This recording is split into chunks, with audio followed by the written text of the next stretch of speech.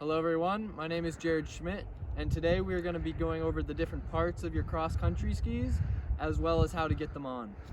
So the first part of cross-country skis is you have your poles, and your poles want to be about up to your shoulders. So now we're going to look at parts of the ski pole. So right here you have your strap, and when you put these on when you're skiing, you want to put your hand up through the bottom and then grasp over the strap like this onto your grip. This handle right here is called the grip. Now if you look at the bottom, this here, that's the basket, and that helps it not go into the snow. And the bottom, that's the tip. So if we take one of our cross-country skis, the different parts of it is we have the tip. This is the tip of the ski, and then the back is called the tail. On the top, that's our binding.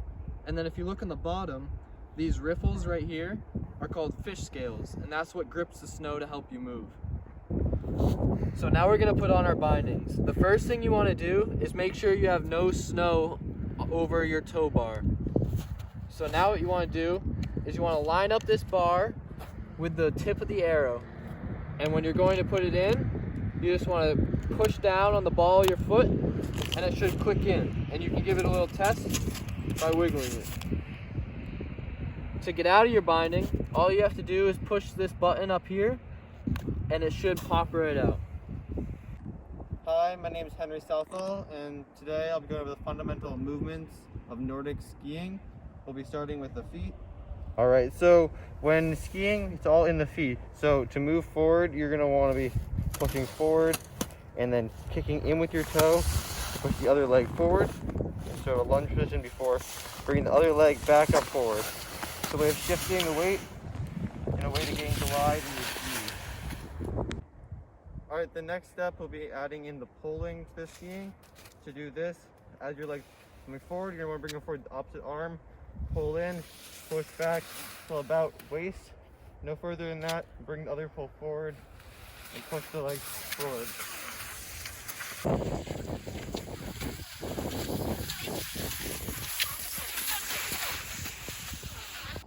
To do this, you bring your hips apart, then bring them back to parallel, bring them back apart, back to parallel.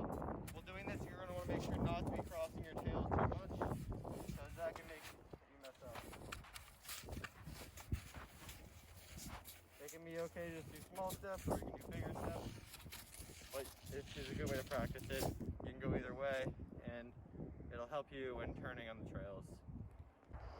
So if you're going to start Nordic skiing, there's an important skill you're going to have to learn, and that's stopping. Sometimes when we're on the trail, we'll have downhill sections where we have to slow down, and we can use a method called the pizza method. So what you want to do is, when you're going down the hill, you want to be in an athletic stance with your knees bent, and what you want to do is put your tips together, and you want to make a triangle. And you want to dig in on the insides of your feet, so you're kind of pushing outwards. And this will slow you down as you're going down the hill.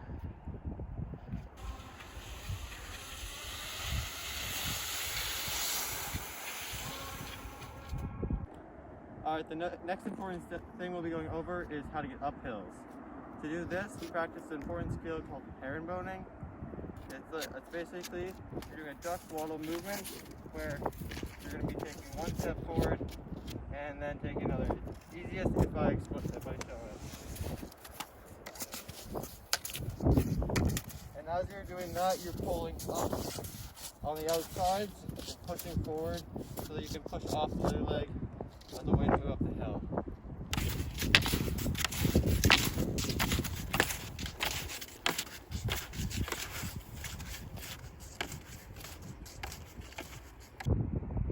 So when you're cross-country skiing, there are going to be times where you're going to fall.